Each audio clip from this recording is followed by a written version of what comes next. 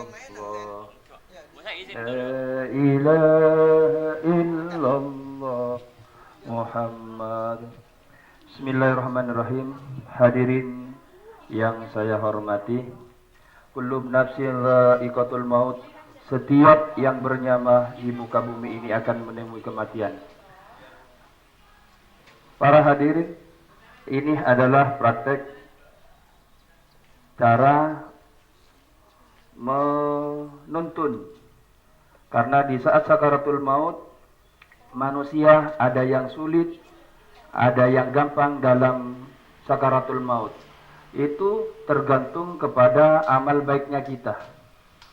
Ya, makanya kita dianjurkan oleh Allah selalu berdoa, ya Allah, mudah-mudahan mati husnul khotimah. Husnul khotimah di sini tidak menutup kemungkinan perjalanan hidupnya selama hidup baik, tapi pas di belakang matinya mati su'ul khotimah, jelek belakang.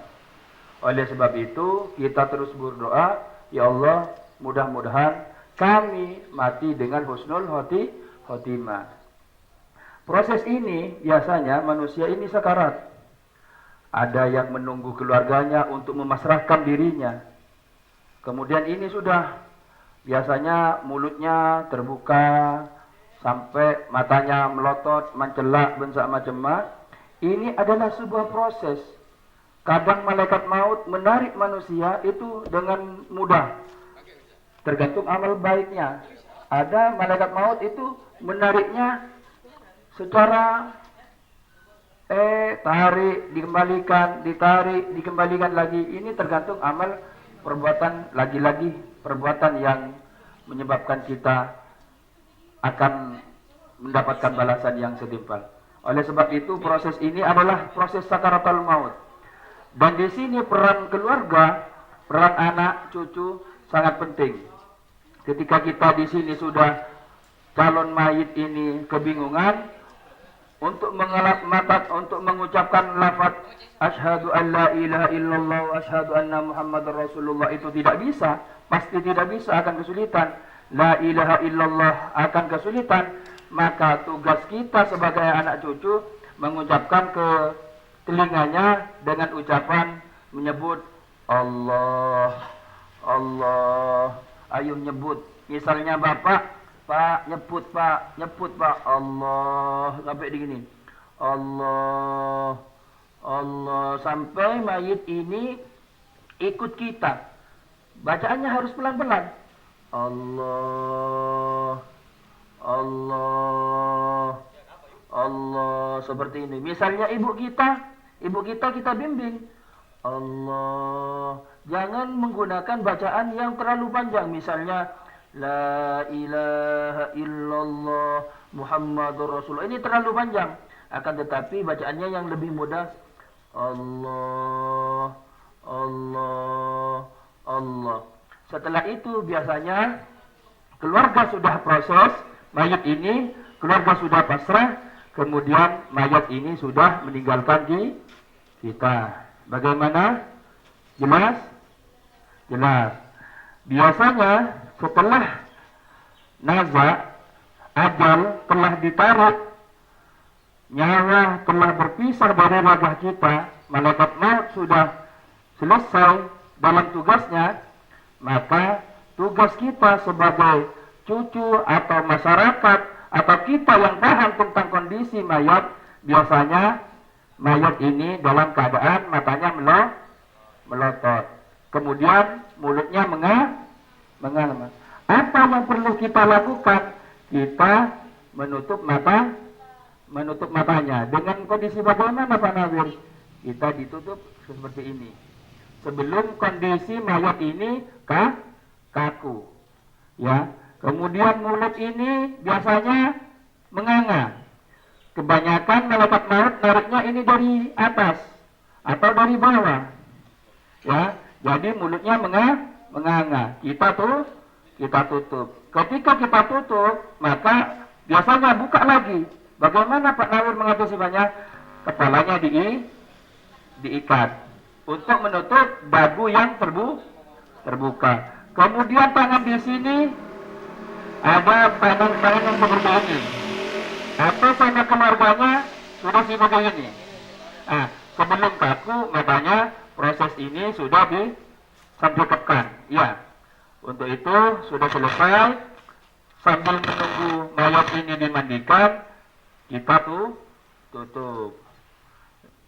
Ini ada bawahnya ini mayat ini dilentangkan ya, kentang, cek pamangkorong, ya. Ini harus posisinya murid mayat seperti ini harus terlentang. Kemudian yang kedua ada bantal di bawah ini kalau nanti gosoknya biar merata ke bawah ini. Kalau umpamanya tidak ada ini kan sulit, mesti mayit esok sama soalnya dibaringkan dan semacamnya. Biar ada gampang seperti ini dikasih bawahnya ini bantal biar gampang air maksudnya. Karena air harus. Kemudian yang ketiga ini kenapa masa mayat itu langsung seperti ini, langsung tidak boleh seperti ini ya, karena ini semuanya termasuk aurat, terlanjang keadaan. Maka lebih ini bisa menutupi aurat. Ini di waktu memandikan ini pakai sarung atau kain yang biasanya kain yang tipis ya, yang sekiranya air itu mudah masuk ke dalam. Setelah nanti perhatikan ini akan melibatkan murid sewaktu memandikan, karena kalau nggak pakai kain yang tipis agak sulit air masuk, dan tidak mungkin dijadikan kan ditelanjangkan seperti tadi, tapi pakai air di atasnya ini pakai kain yang tipis biar air itu masuk ke dalam. Ini yang ketiga. Kemudian di waktu memandikan, ya, ini jangan lupa, di waktu memandikan mayit itu sunnah perutnya itu ditekan biar kotoran ini keluar. Nanti setelah dimandikan biar tidak keluar lagi. Itu ya. Di sunnah mayit perutnya ditekan seperti ini biar kotoran baik di depan maupun di belakang ini bisa keluar. Terus yang ini kenapa ada tupa? Biasanya kalau di masyarakat itu pakai api yang banyak itu istilahnya marda, kemudian dimasukkan ke minyak itu, opasnya itu banyak. Nah, maksud tujuan ini setelah mayit nanti ditekan seperti ini ya, setelah mayit ditekan di sini, ini kan bisa bau gitu, bisa bau atau enggak. Yang penting berusaha bagaimana nanti kalau waktu memandikan mayit kemudian perut ditekan, kasih tupa yang seperti ini, tujuannya yang keluar bau, jadi orang yang memandikan itu tidak merasa kebauan gitu maksudnya ya. Ini yang kemudian setelah kita selesai memandikan, maka kita di sini ada kapas. Ini ada kapas. Kapas ini tujuannya yang pertama untuk menutupi lubang-lubang yang tembus, maksudnya yang langsung ke dalam. Contohnya yang pertama mata, mulut, telinga, hidung. Itu yang pertama. Terus yang kedua, kapas yang pakai kapas ini yaitu untuk menutupi di anggota sujud. Di mana saja anggota sujud? Di waktu kita melaksanakan salat itu, antaranya ya, bayi, kemudian ini kedua lutut, kemudian kaki, jari-jari itu. Ini sela-sela kaki di jari. Itu perbuatannya kapas ini. Setelah itu ini menutupi seperti tadi itu, menutupi lubang-lubang di kemaluan. Kemudian orang yang pakai tangan yang kiri kalau memasukkan kapas kedua kemaluan itu, dubur atau kubul, Ini pakai, ini saya siapkan ini biar lengkap sekali. Ya ini ya. Apa maksudnya? Maksudnya ini pakai apa? Kain sarung tangan seperti ini. Kalau tidak ada sarung tangan, asalkan ada untuk apa? Memasukkan kapak ini ke dalam kemudiannya. Biar yang ini, yang kiri ini tidak menyentuh kepada kemeluan si mayit. Itu. Nah, mungkin ini tinggal nanti yang apa? Alat-alat yang lain ini nanti digunakan pada waktu apa? Waktu membungkus ini, ya. Terus jangan lupa nanti sabun karena mayit ini akan menghadap Allah. Tentunya kita memakai harum-haruman gitu ya. Terus setelah kita selesai memandikan, ini tinggal bersih semua. Ini yang memandikan itu berniat itu sunnah ya. Sunnah memandikan mayit itu memakai niat. Nawaitul udu'a ala hadal mayit itu. Nawaitul udu'a, kalau nawaitul wisra ala hadal mayit ada yang seperti itu.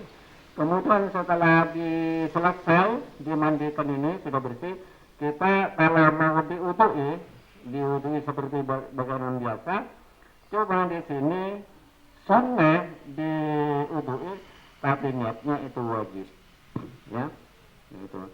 Setelah diudui semua itu selesai, kita disiram air sangat bersih 3 kali. Setelah itu kita berdoa. Tempat ini diganti, ini kan mata kan, diganti dengan yang terang. Jadi untuk mengelak mayat. Kenapa ini pakai ukur tidak langsung pada kainnya saja? Nah, kadang-kadang ini akan duluan. Jadi kadang-kadang orang itu waktu mayit itu meninggal, baru keluarganya itu masih beli ini, bisa beli ini. Nah, sebaiknya pakai ukur ini. Nanti di samping mengukur kain, bisa dibawa ke kuburan untuk yang mayit itu di kuburan.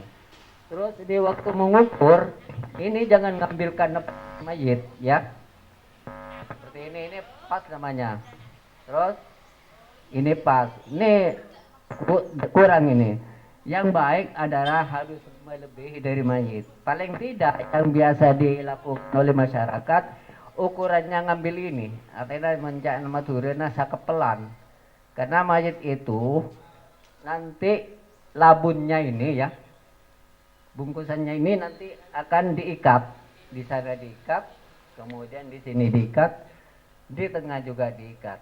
Biar tidak lepas kalau mayit itu dibawa ke kuburan. Ya agak berlebih dari inilah. Paling tidak paling sedikit segam ini. Di sini segam, di sini juga segam. Makanya ini saya pakai alat ini biar jelas kepada anak-anak itu ya. Jangan mengambil pasnya ini, jangan mengambil ukuran pas mayit kalau karena di sana tadi mau diikat, di belakang juga mau diikat. Itu di tengah diikat tali telok gitu ya. Meratakan ya, caranya menggosok ini juga jangan terlalu keras karena kita tetap mengagungkan atau menghormati mayit biar tidak ya katakanlah sakit itu ya pelan-pelan, kemudian memakai sabun. Ya, celupkan sabunnya itu, siapkan. Terus yang perlu dibasuh yaitu yang pertama yaitu kita meratakan air, kemudian kita meratakan air terus sampai dan di dalam atau yang kelingan dari badannya. Nah, ininya ya, ini terus jangan ya. Terus bawahnya itu usahakan sungguhan itu. Gimana kalau sungguhan memandikan sapi atau orang itu, bagaimana caranya itu? Harus sungguh itu, harus sungguhan.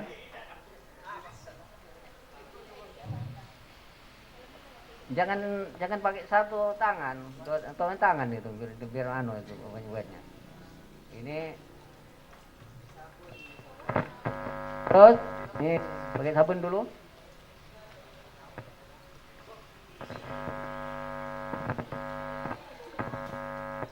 Ya.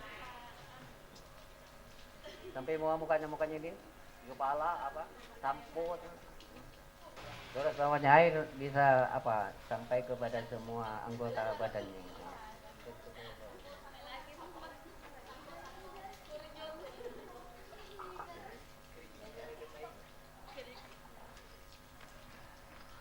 Terus setelah itu kita bersihkan anunya apa takut ada najisnya itu keluar. Saat ada kotoran keluar itu bersihkan dulu. Ini mayat ini sudah bersih. Kemudian yang kedua adalah sunnah diwudui. Nah. Terus setelah itu tangannya, pegang tangan. Siku-sikunya ya, ini. Kayak orang wudhu. Kemudian kepalanya ambil air sedikit langsung angkatkan ini. Nah, terus kakinya.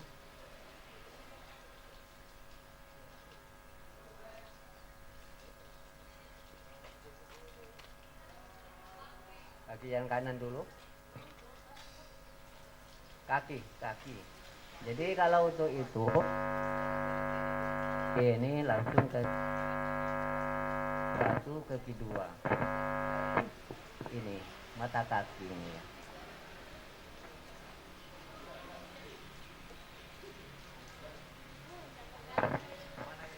Sudah. Nah, setelah selesai mayat ini disiram lagi 3 kali gini. Terus air siramnya yang terakhir ini yang bersih ya. Ya memang semuanya dari depan itu bersih, tapi lebih nyonya lagi sudah selesai. Nah. Sudah cukup ya. Terus ini karena mayat sudah dimandikan, kita tinggal mengeringkan mayat.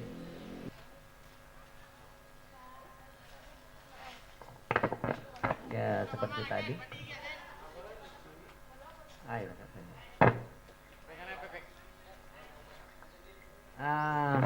Untuk ikan mayat ini tangannya seperti ini. Biar itu taruh di situ dulu. Ini biar kering mayat seperti ini, gini kan. Terus sampai bawahnya.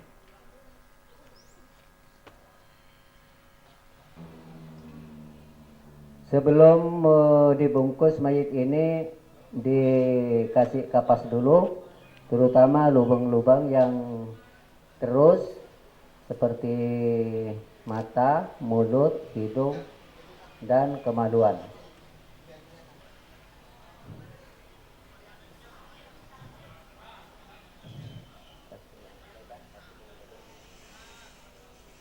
Nah, itu.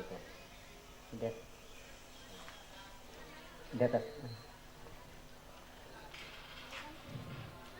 Sudah. Sekarang tinggal kita bungkusnya, mengkafaninya. Yang di sana dulu, yang kiri.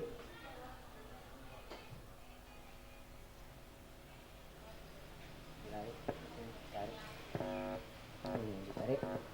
Ujungnya ditarik biar ujung di sana ditarik. Nah, tarik ke bawahnya biar agak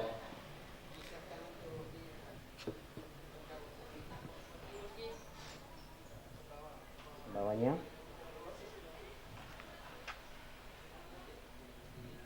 Nah, sudah sip ya. Terus yang ketiga, yang kiri dulu, yang kedua, begitu.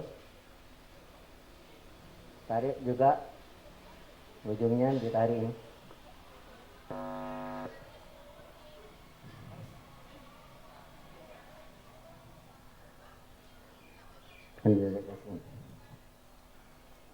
Kita ke sini. Terus yang kedua juga ditarik. Kemudian yang terakhir ditarik ujungnya biar enggak ini. Kemudian yang ketiga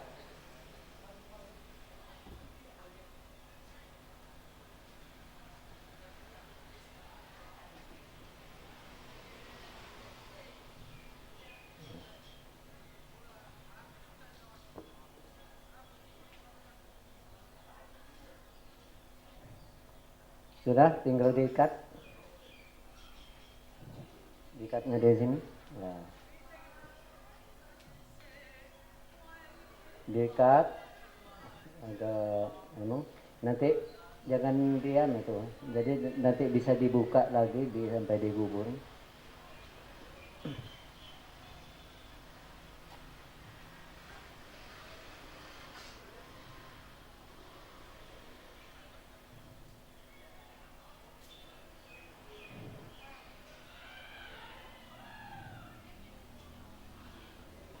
Kita melanjutkan praktek jenazah perempuan, yang mana di sini sahabat-sahabat guru dan siswa akan praktek jenazah perempuan.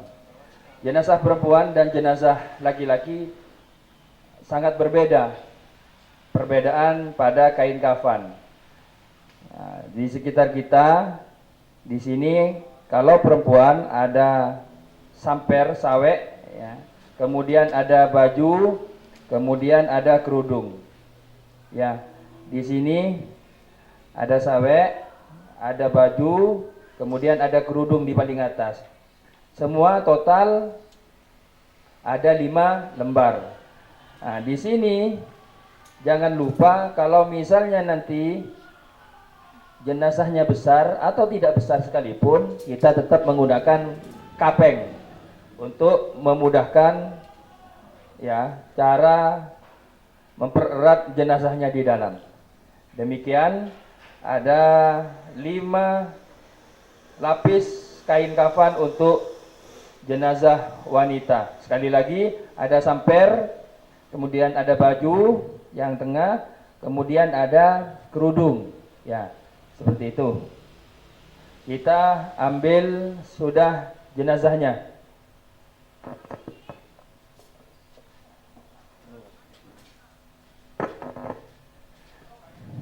Anak-anakku, marilah kita praktek bersama-sama tentang jenazah wanita atau perempuan. Prosesnya sama. Nah, tetap kita tutupi semestinya, akan tetapi di sini biar kelihatan di video, setiap alat untuk sujud dikasih kapas, terutama bagian kemaluan, kemudian bagian sela-sela tangan, ketiak, ya, lubang hidung, lubang telinga, dubur, kemudian alat-alat lubang lainnya. Kita perhatikan secara seksama. Ya, di kemudian di ya nanti bisa di lengan. Setelah itu kemudian lapisan pertama kita tutupi yang samper ini, yang itu, yang samper Bu, yang paling bawah. Nah, agak ditarik ke atas untuk menutupi kemaluannya. Nah, patungnya diangkat seperti itu secara pelan-pelan, akan tetapi tarikan harus rapi agar kain kafan tidak kendor di mana-mana, jadi rapi. Nah, seperti itu. Terus kain kafan dimasukkan, jenazah itu sampai diangkat, sampai kain itu membungkus jenazah. Setelah itu baju dipakaikan. Baju kan di kepalanya lah, seperti itu. Misalnya nanti kapasnya jatuh, kita pasang lagi seperti itu. Dirapikan lagi bajunya. Nah, masukkan juga ke bawah itu bukom. Nah, sampai rapi juga dimasukkan sampai rapi, sampai jangan ada lipatan di bawahnya lah, rapi. Semakin banyak orang semakin bagus hasilnya. Anak-anakku, semakin banyak orang semakin banyak. Kemudian apabila terjadi lungsutan lagi, kita teruskan lagi. Kemudian setelah itu yang terakhir lapisan ketiga adalah kerudung, dipasang dulu.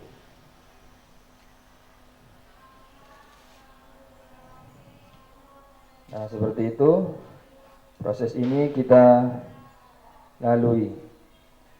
Misalnya nanti jenazah terlalu ke atas karena kainnya ini ikut tadi, kita jenazahnya tarik ke bawah lagi, diluruskan dengan kapeng yang ada di, kayaknya kurang ke bawah bukom, dikit. Oh ya, siap sudah. Nah, terus kemudian, nah ini bebas mau mulai dari mana. Misalnya lapisan ini ada di sebelah timur, tarik ke bagian barat, ayo dibungkus. Nah, terus bagian kaki sampai menutupi jenazah sampai rapi, ditarik semua. Anak-anakku di situ sampai jangan ada ke apa? Sampai jangan ada lipatan, ditarik sampai demikian rupa. Terus yang di sini juga dimasukkan sampai rapi. Kalau di atas kepala nanti nyampe di dalam kubur kan dibuka. Nah, setelah itu lapisan berikutnya. Wah, mantap sudah. Yang di sini biasanya ini lebih banyak orangnya, lebih bagus. Nah, sudah. Nah, setelah semuanya selesai, tinggal lapisan terakhir. Ya, lapisan terakhir juga sebentar. Ya. Iya, tinggal lapisan terakhir sama. Kapengnya juga dimasukkan ke bawah badannya jenazah. Itu masukkan ya terus semua sampai ke, jangan sampai ada lipatan di bawahnya. Misalnya butuh mayit harus sedikit dibalik, ya dibolak-balik, itu dibalik sedikit. Nah. Terus alhamdulillah sudah hasilnya bagus.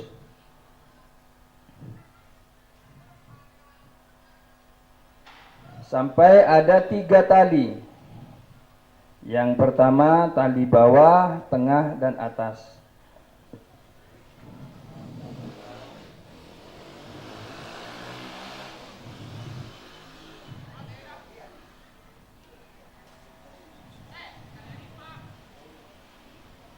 Ya, demikianlah praktek jenazah perempuan.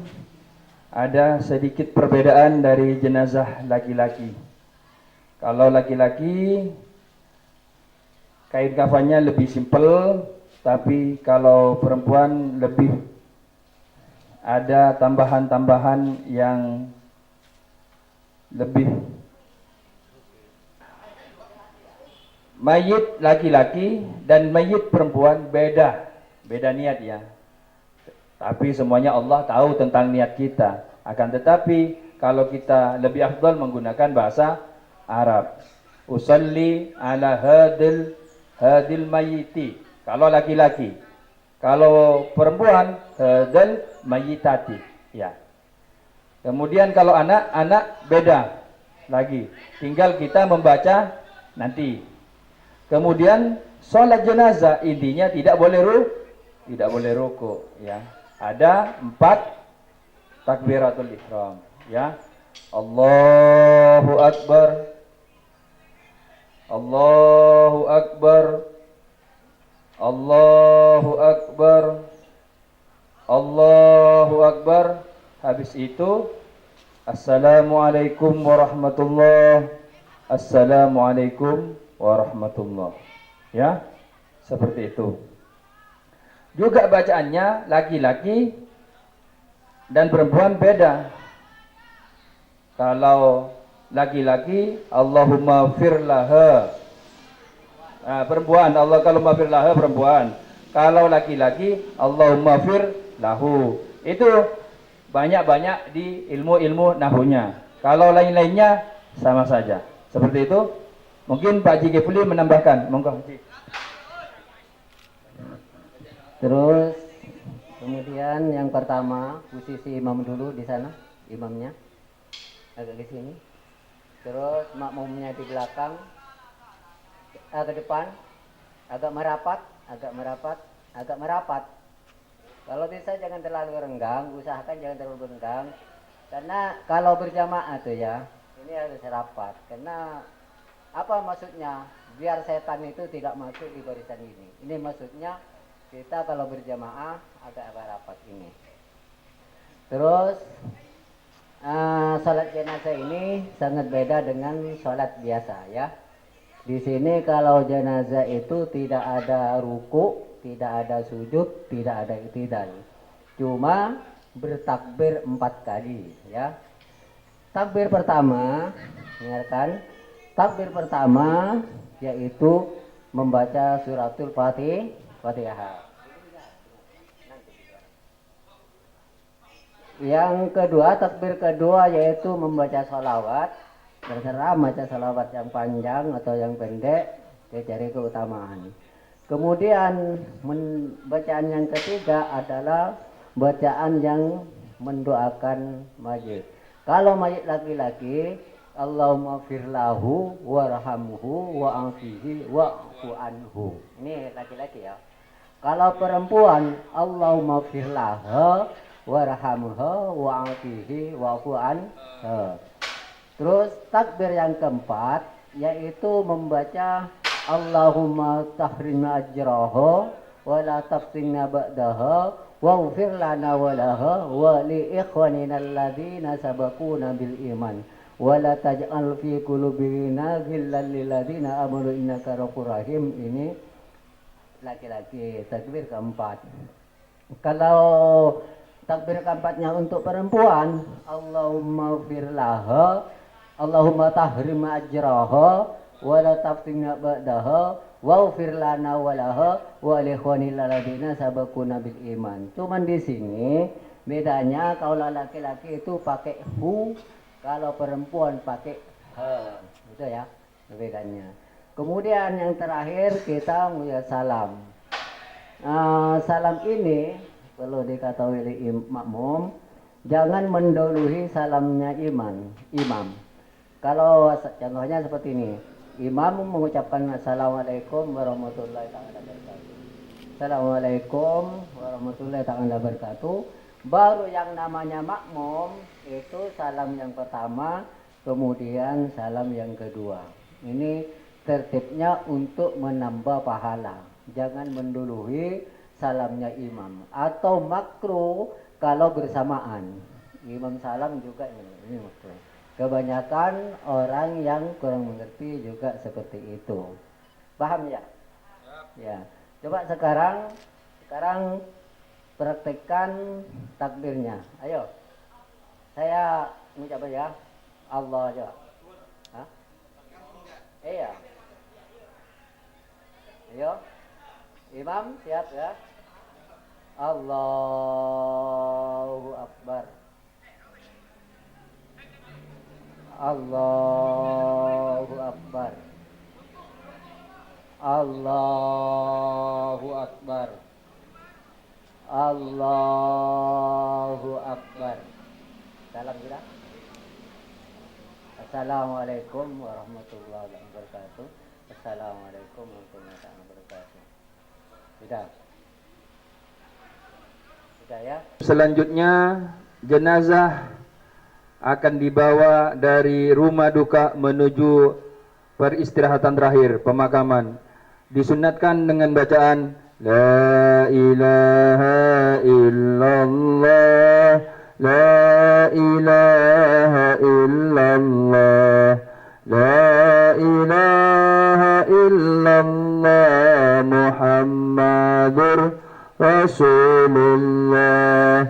La ilaha illallah, la ilaha illallah, la ilaha illallah Muhammadur Rasulullah. La ilaha illallah, la ilaha illallah, la ilaha illallah Muhammadur Rasulullah.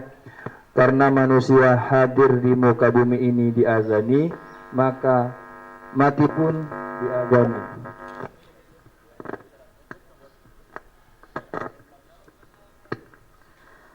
Allahu Akbar, Allahu Akbar, Allahu Akbar, Allahu Akbar. Asyhadu an la ilaha illallah. Allahu Akbar, Allahu Akbar. Asyhadu an la ilaha illallah. Asyhadu anna Muhammadar Rasulullah. Hayya 'alas shalah, hayya 'alal falah. Qad qamatis shalah, qad qamatis shalah. Allahu Akbar, Allahu Akbar, la ilaha illallah. Para hadir, para takziyin, sebutan kaula muljaki, pembacaan talqin. Para takziah disunatkan untuk berdiri dan mendekati kuburan. Sedangkan pembaca talqin disunatkan untuk duduk. Mari saya akan membacakan bacaan talqin. Bismillahirrahmanirrahim. Subhana man ta'azzaza bil qurati wal baqi wa kulli ibadil wal fana'i liyabluwakum ayyukum ahsanu amala wa inna sa'yakum sawfa yura kullu syai'in halikun illa wajhul hukmu wa ilaihi turja'un. Kullu nafsin dha'iqatul maut wa innama tuwaffawna ujurakum yawmal qiyamah faman zuhzi'a 'anil nar wa udkhilal jannah faqad faza wa mal hayatad dunya illa mata'ul ghurur. Minha khalaqnakum wa fiha nu'idukum wa minha nukhrijukum taratan ukhra. Minha khalaqnakum lil ajwasawab wa fiha nu'idukum bil buti turab wa minha nukhrijukum lil ardi wal hisab. Bismillah wa billah wa minallah wa ala millati rasulillahi ajmain. Hadza ma wa'ada ar-rahman wa sadaqal mursalun. In kanat illa sayhatan wahidatan fa idahum khamidun. Ya Ahmad bin Maskun. Ya. Karena tadi namanya Ahmad bin Maskun jana Cisonito. Ya Ahmad bin Maskun, yarhamukallah, dhahabat angkat dunya wa sirtal ana fil barzil barazil akhirah. Wa la tahzanna al-'abda alladhi faraqtana alayhi fi daril dunya wa qadamti bihi ila daril akhirah. Wa hiya sadatu an la ilaha illallah wa anna Muhammadar Rasulullah. Fa idza ja'alaka malakani muwakkalani bika bi amsika min ummatil Muhammadin sallallahu alaihi wasallam wala yuhzikanna wala yurhika baka fa inna ma halqum min halqillah.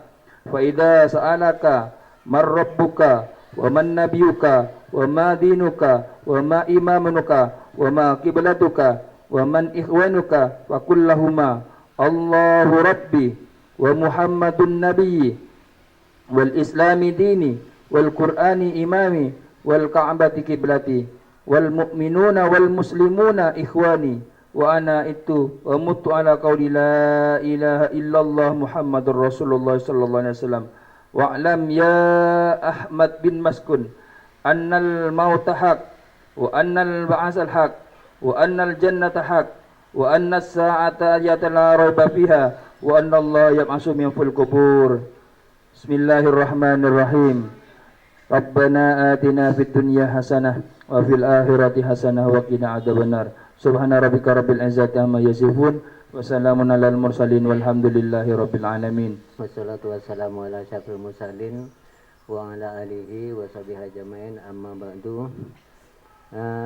Kepada semua takziin yang saya sangat hormati, innalillahi wa inna ilaihi raji'un. Kullu nafsin dha'iqatul maut.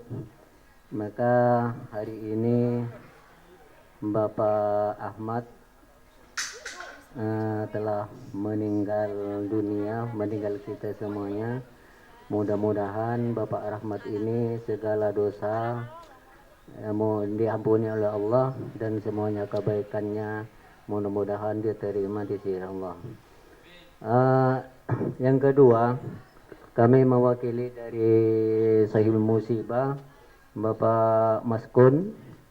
Yang pertama saya menyampaikan ribuan terima kasih atas Bapak Ibu, Bapak-bapak yang telah menyelesaikan menguburkan mayit ini. Mudah-mudahan segala amal baiknya Bapak diterima dan dibalas di sisi Allah Subhanahu wa taala. Yang kedua, kami mewakili dari Sahibil Musibah. Yang pertama, apabila Bapak Ahmad ini masa hidupnya melakukan kesalahan-kesalahan terhadap Bapak, mohon Bapak bisa memaafkannya. Terus yang juga kalau umpamanya Bapak Ahmad ini mempunyai tanggungan, baik tanggungan atau utang piutang, mohon kepada Bapak nanti berhubungan dengan ahli warisnya atau keluarganya. Mungkin ini yang saya bisa sampaikan. Mudah-mudahan atas pertolongan Bapak ini mendapat pahala dan dibalas oleh Allah Subhanahu wa taala. Mungkin ini. Assalamualaikum warahmatullahi taala wabarakatuh.